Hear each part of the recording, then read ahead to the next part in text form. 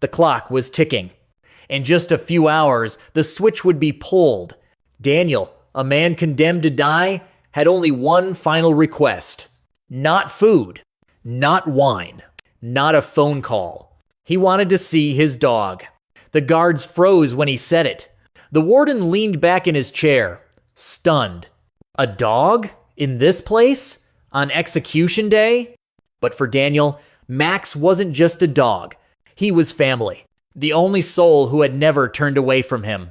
And what happened when they reunited would shake the prison, silence the guards, and uncover a truth buried for 7 long years. That morning, the penitentiary felt different. The walls seemed heavier, the air thicker.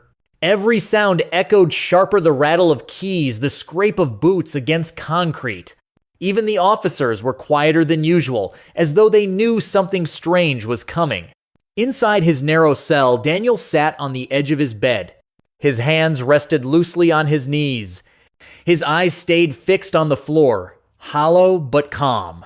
He wasn't the same man who entered prison years ago. Time had carved lines into his face.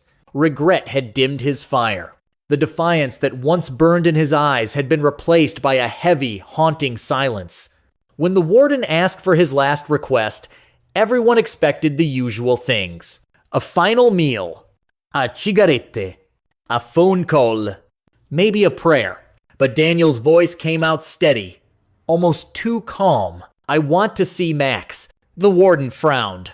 Max? My dog. Silence followed. Guards exchanged looks. Some chuckled nervously. A man about to die, asking for a dog instead of people. Unheard of. But Daniel didn't explain further. He didn't need to. Max had been with him before everything, before the handcuffs, before the trial, before the world spat his name in disgust. That dog had stood by him when no one else did. In his final hours, Daniel didn't want pity. He didn't want forgiveness. He wanted to look into the only eyes that had never judged him. The warden hesitated. He'd seen strange last requests before. Ice cream, a guitar, a priest who never showed. But a dog inside a maximum security prison? His instinct screamed no. It was a risk. Rules didn't allow it. In the control room, officers argued, it's dangerous. It's against protocol. No animals inside ever. But then one older officer spoke quietly. That dog is all he has. No wife, no kids, no family, not even a letter. If this is the one thing that gives him peace, maybe we should let him have it. The room went still. Finally, the warden opened Daniel's file. 7 years on death row. No fights. No escape attempts. Not a single mark against his name. And in the personal notes, owned a German Shepherd named Max. Dog was taken during arrest. 8 years old. The warden exhaled slowly. Fine. 10 minutes. In the yard. Strict supervision. The decision spread fast through the prison. Some guards shook their heads. Others whispered about loyalty between a man and his dog. Daniel just closed his eyes. Somewhere out there, Max was coming. And neither of them knew this reunion would change everything. The next morning, the yard was silent. Every pair of eyes was fixed on the gate. Daniel stood in the center, wrists cuffed in front of him, a chair placed nearby. The gate creaked open. And there he was, Max. His black and tan coat shone under the pale light. His gait was slower now, age weighing down his legs. But the moment his eyes found Daniel, everything changed. His ears shot forward. His tail wagged, slow at first, then faster, faster until it blurred. The leash in the guard's hands went slack. Max surged forward. Daniel dropped to his knees just in time.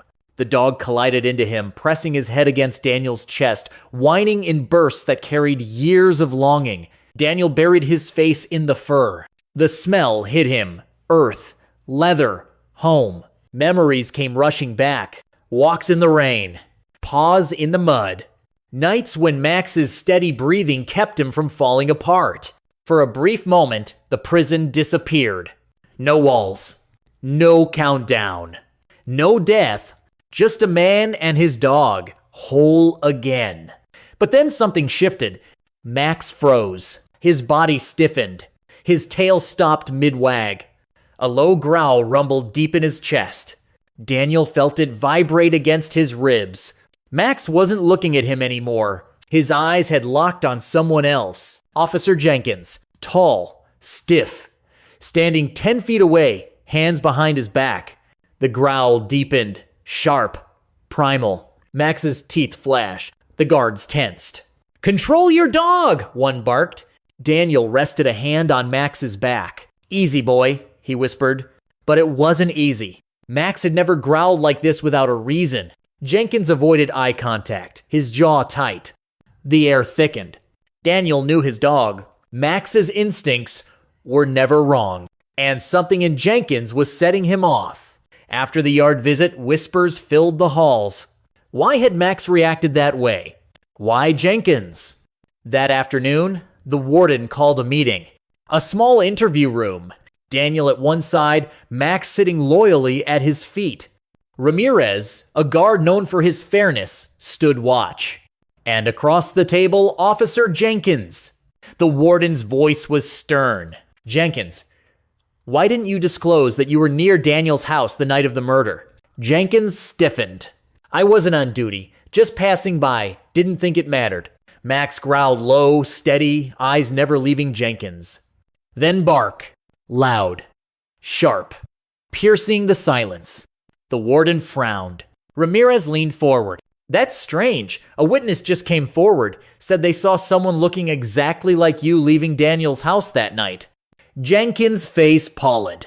The warden slammed the table. "We're reopening this case, effective immediately. The execution is delayed." Daniel's chest heaved. Not freedom yet, but hope. The first drop of hope in 7 years. Jenkins glared at him across the table, venom in his eyes. But Daniel didn't flinch. Because Max had spoken in the only way he could, and the truth was finally cracking open. Weeks followed. Investigators retested fingerprints from the crime scene. They didn't match Daniel. They matched Jenkins. New witnesses stepped forward. The puzzle came together. Jenkins had been there. Jenkins had planted the evidence. Jenkins had committed the murder. The man who once watched over Daniel in prison was the man who had put him there.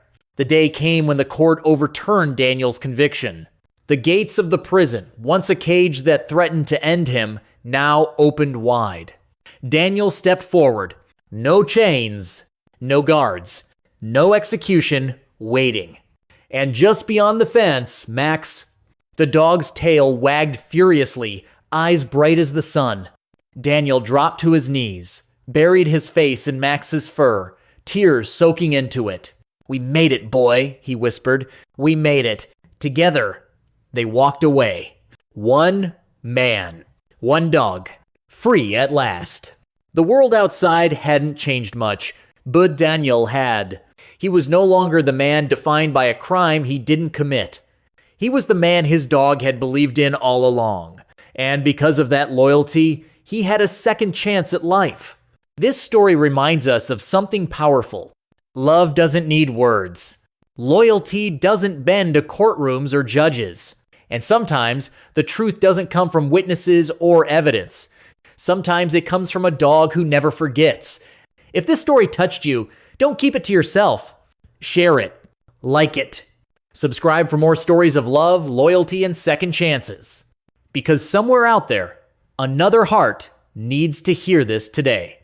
Don't forget to tell us where in the world you're watching from. We love hearing from all of you.